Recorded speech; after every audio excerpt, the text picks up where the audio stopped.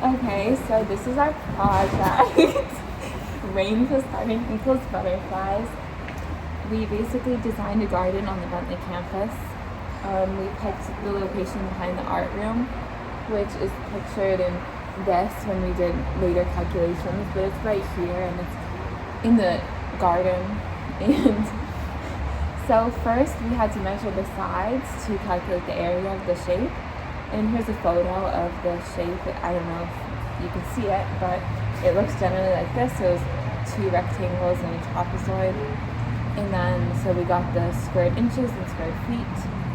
And then after that, we did a lot of research pertaining to what kind of flowers best attract butterflies and what plants butterflies live in California. And so we got this lovely list. And then with this lovely list, we do a scaled down version where 1 foot equals 1 inch on drawing, so it's all to scale. Yeah, so then the garden needs to be watered, obviously. So we researched the average amount of rainfall in Lafayette per month. And then we researched and then approximated how much water we thought the whole garden would need, and we decided that it would need to be watered an inch deep. So to convert that into gallons, we converted the inches cubed of the area because it's times the inch of depth, and then converted that into gallons. So then we multiplied that by 4 to figure out how much water the garden needs each month. And then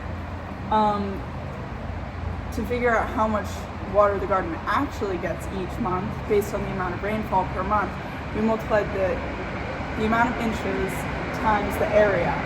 And then we figured out like the difference between how much water it actually needs and how much water it rained, to get this little graph here that shows how much it rained per month versus how much water is still needed to fully water the garden. And then we also, for the months where it doesn't rain enough to fully water the garden, we decided to have a little rain barrel that would water the garden. So the water that's stored in the rain barrel is from would be like taken from the gutters that are on the roof of the art room, which is here, and then like put into the rain barrel.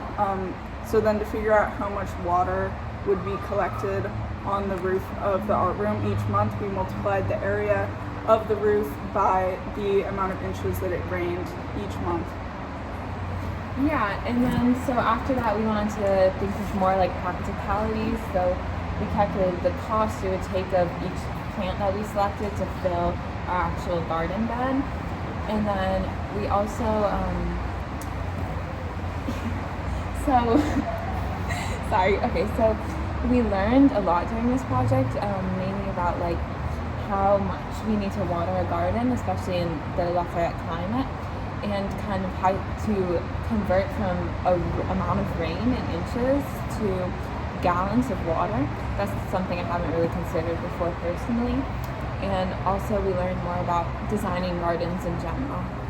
Yeah, and then something that we would change if we were to do like the project again would just be to like use more accurate measurements for like how much water the garden needs and like stuff like that, because it was hard to find information like when we were researching about how much water each plant needed, so it was hard to get like an exact amount for that. Yeah, we did more of a generalization. Okay. Bye. Bye.